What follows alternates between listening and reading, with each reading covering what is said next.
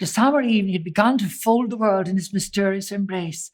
Far away in the west the sun was setting, and the last glow of all too fleeting day lingered lovingly on sea and strand, on the proud promontory of dear old Hoot, guarding as ever the waters of the bay, on the weed-grown rocks along Sandymount shore, and last but not least, on the quiet church, whence there streamed forth at times upon the stillness the voice of prayer to her who is in her pure radiance a beacon ever to the storm-tossed heart of man, Mary, star of the sea.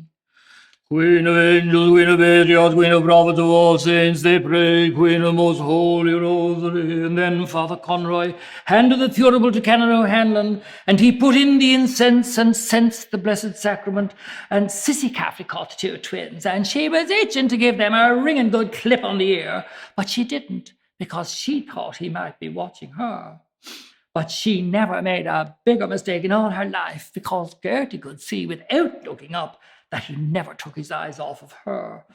And then Canon O'Hanlon handed the thurible back to Father Conroy and knelt down looking up at the blessed sacrament.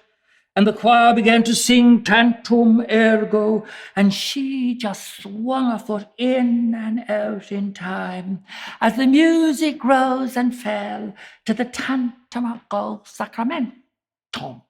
3.11 she paid for them stockings in Sparrows of George Street on the Tuesday. No, it was the Monday before Easter, and there wasn't a brack on them, and that was what he was looking at, transparent, and not at her insignificant ones that had neither shape nor form. The cheek of her, because he had eyes in his head to see the difference for himself. And Jackie Caffrey shouted, "Look, there was another!" And she leaned back, and the garters were blue to match on account of the transparent, and they all saw it and shouted, "Look, look, there it was!"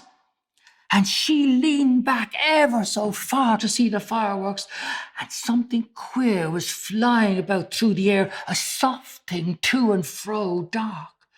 And she saw a long Roman candle going up over the trees, up, and in the tense hush, they were all breathless with excitement as it went higher and higher, and she had to lean back more and more to look up after it, high, high, almost out of sight, and her face was suffused with with an entrancing blush from straining back.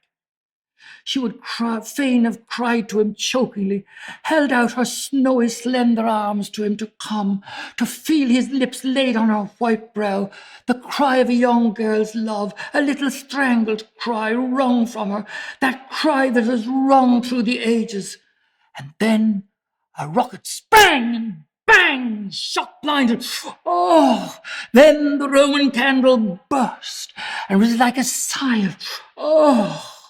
And then everyone cried, "Oh, oh," in raptures, and it gushed out of it a stream of rain gold hair threads, and they shed, and they were all greeny, dewy stars, falling with golden, oh, so lively, oh, so soft, sweet, soft.